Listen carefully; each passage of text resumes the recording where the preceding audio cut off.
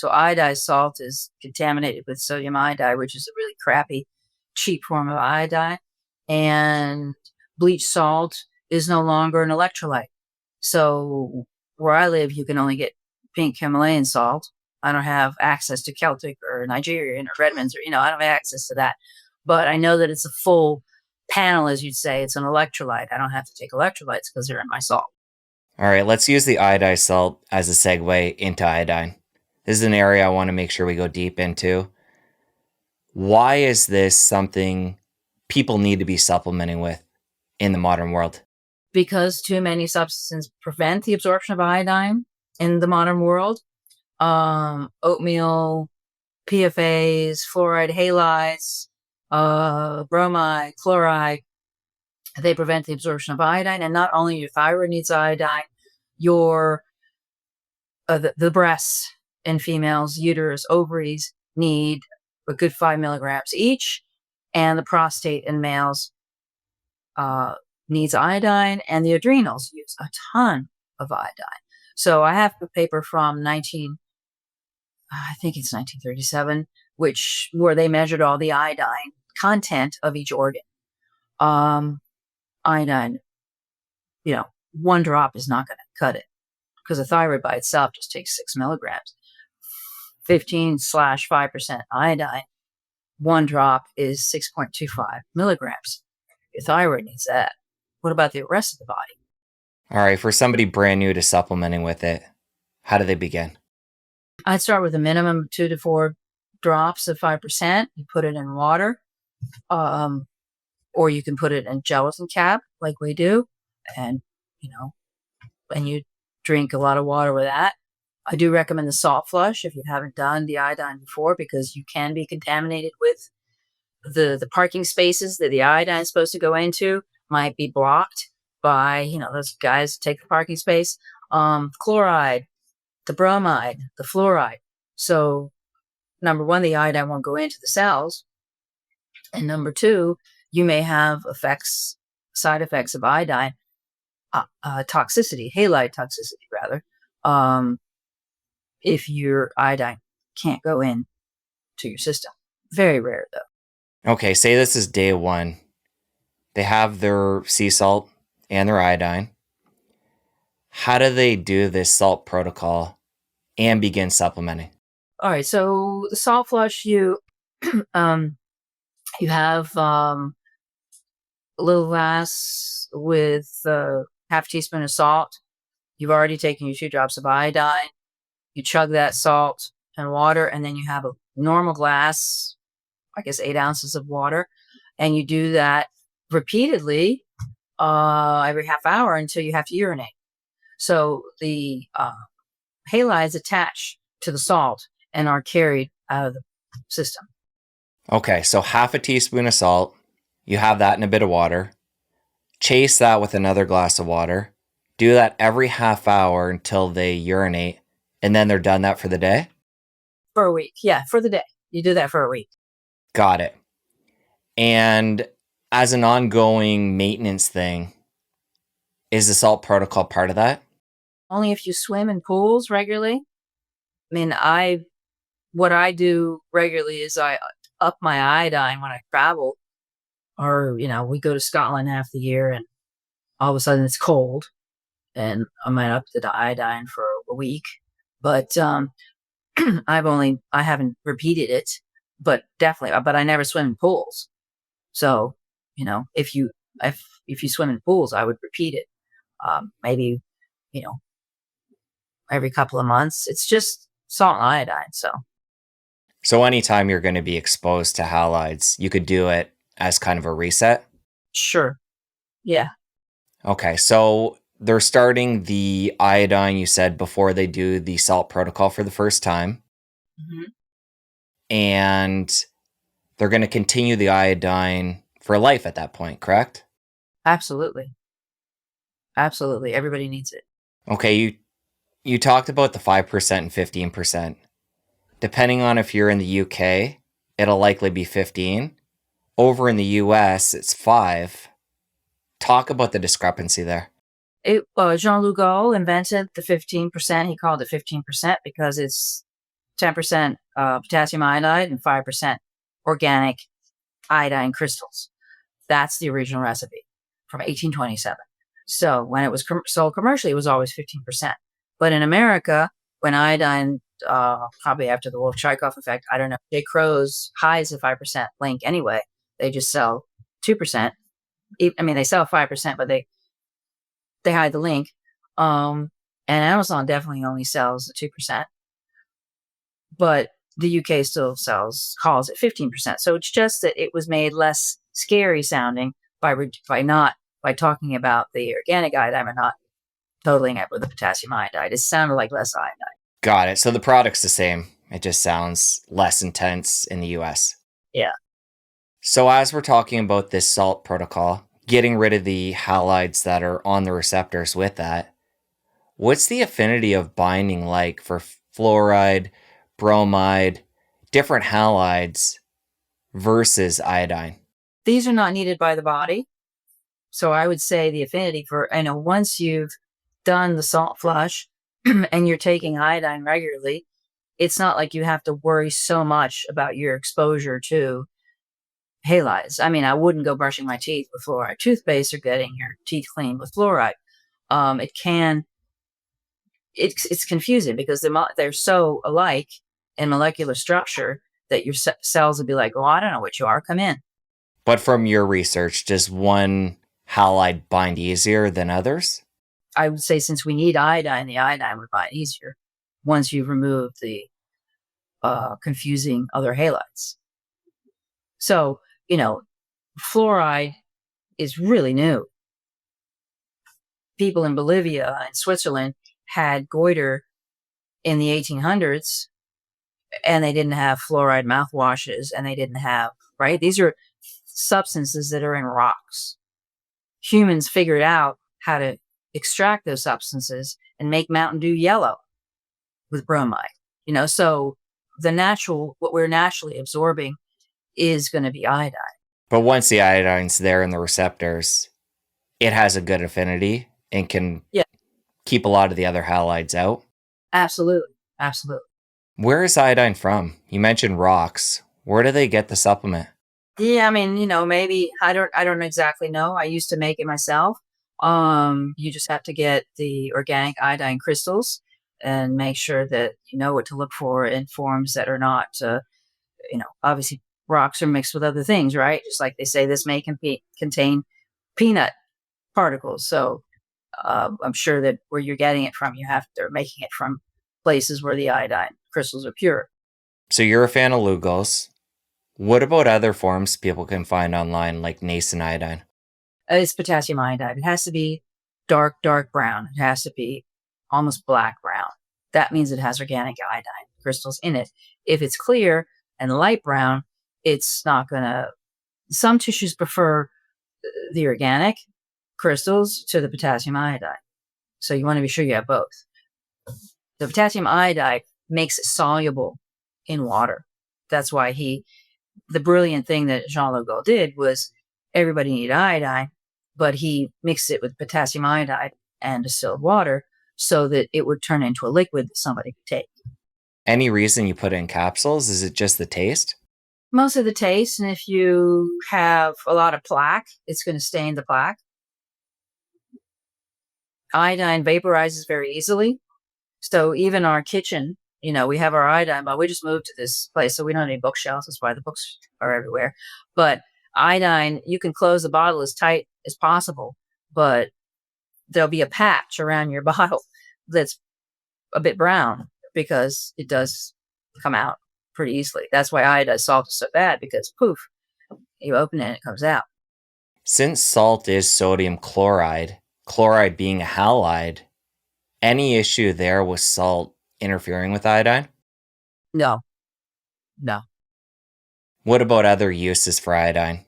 Burns, cuts, topically? Yes. It's great for the skin. I would mix it. I tell people to mix it with tallow, apply to sores, herpes sores, rashes, mosquito bites. It regenerates skin. makes skin regenerate faster, wounds heal faster. A salt pipe, using an empty iodine bottle, adding a little bit of salt and adding a couple of drops of iodine keeps me from ever getting any respiratory infection. Painting breasts, if you have fibrocystic breasts, the cysts regress. Douching, if you have cysts or fibroids in uterus and the ovaries. Come back to the salt pipe piece. What exactly is that? And when specifically would somebody want to use it? Whenever you have a cold or throat infection or sinus infection, it's really magical. I mean, I have a bottle that's a salt pipe that we redo every couple of days because it does, we're inhaling it, but it also comes out. We travel with both. Always travel with both our iodine and the salt pipe.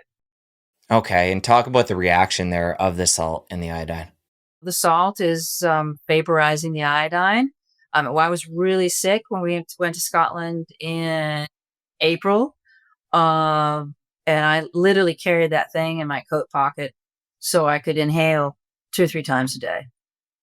And I mean, sick in the sense that I was getting a scratchy throat. I never take anything other than the iodine. I did that enough so I didn't have to take anything. The scratchy throat was gone and infection was. Iodine is an antiviral, antibacterial, and heavy metal chelator. So anything bad that's coming at you is going to be, it's your shield against all these things that are infectious. And it's going to boost your immune system. Your adrenals use a ton of iodine. The adrenals are your immune system. Given that salt makes iodine evaporate, why would they have chose that for a medium salt, iodized salt, as something to carry iodine to help with goiters? Well, I guess if they didn't want to use Lugol's, they wanted some, because everybody used salt. Everybody uses salt in cooking. You know, the old story about the guy, king had 3 daughters, and 3 of them gave him a gift. All of them gave him a gift. And the daughter that loved him most gave him salt, and he banished her from the kingdom. And then he realized when he ate food that had no salt in it, oh my God, you're the one who really loves me. Salt is much more prevalent than Lugol's was. I mean, Lugol's was very prevalent, but it's sort of a no-brainer. You can get salt to people much more easily than you could get Lugol's to everybody. Like they had, like iron deficiencies in some places in Africa, they would add those cast iron fish when they would make stews so that some of the iron would come out into the food. The point I'm making, though, wouldn't a lot of that iodine be lost as vapor because they're using salt? It is absolutely gone. It's gone. There is no, and it's kind of a slap in the face to the tissues that need the iodine. This little tiny bit of iodine walks in to your system and your thyroid says, I need way more than that. Poof, I'm going to, develop a goiter. What about kids? How early can a parent start to introduce iodine? Mothers who are nursing will be giving iodine to the newborn.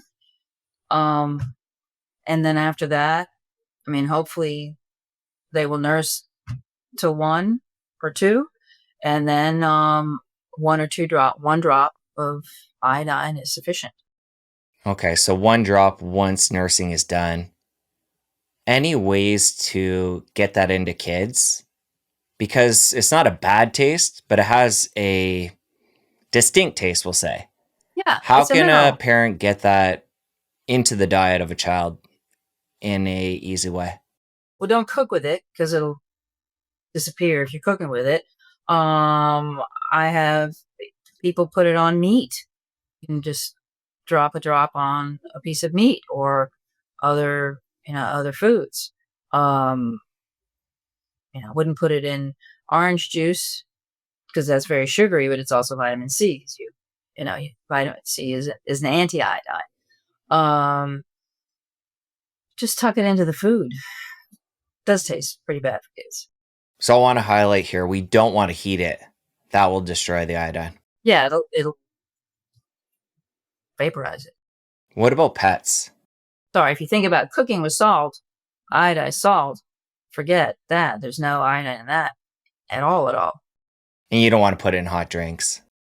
No, the whole coffee and iodine thing. I don't know where that came from. What about pets? Somebody tuned in to how important this is now.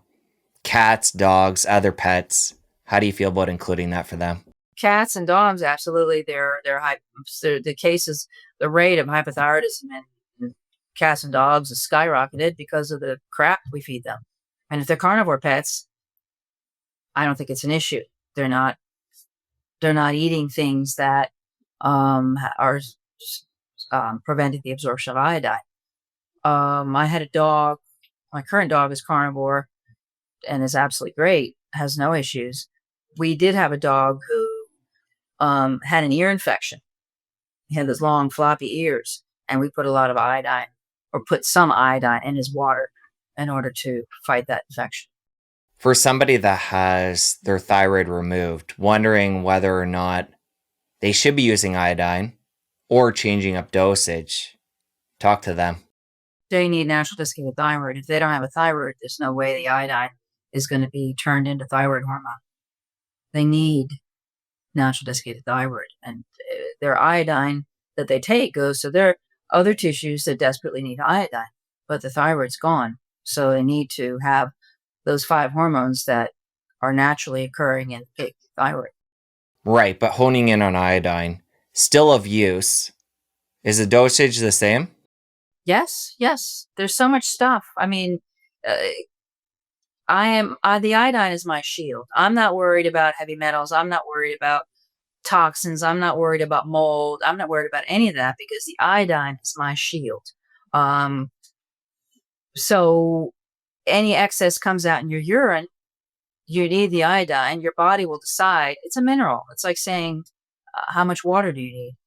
You don't need those huge bottles. You need it when you're thirsty, usually, but we do definitely need some water every day.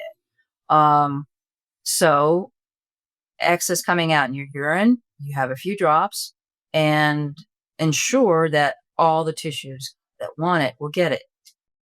Talk more about the elimination through the urine, because there is a lot of fear around this supplement. Yeah. Do you ever see people taking too much in the body, not knowing what to do with it? No. I wouldn't drink a bottle because it's corrosive. It'll hurt your throat. Somebody who has a thyroid nodule might wake up their thyroid in the sense that the nodule exists because the person was iodine deficient anyway. So if you have palpitations after taking iodine, it's either the halide toxicity, or you have an inflamed thyroid. You need the iodine. You just have to go more slowly, and definitely do the salt flush. For somebody currently drinking tea, let's talk about what this is doing to the thyroid. It's preventing the absorption of iodine, so you will get a goiter. You will have an inflamed thyroid, as will all the other tissues, not just the thyroid. Fibrocystic breasts, uterine, ovarian fibers, inflamed prostate. Why is that? Talk more about what's happening with tea and the fluoride. Tea grows in fluoride-rich soil. The reason why you have that acidic taste that people love, it comes from the fluoride that is in the soil where the tea plants are grown. Now, the highest rate of congenital hypothyroidism is in the areas where they grow tea. So I did research on this in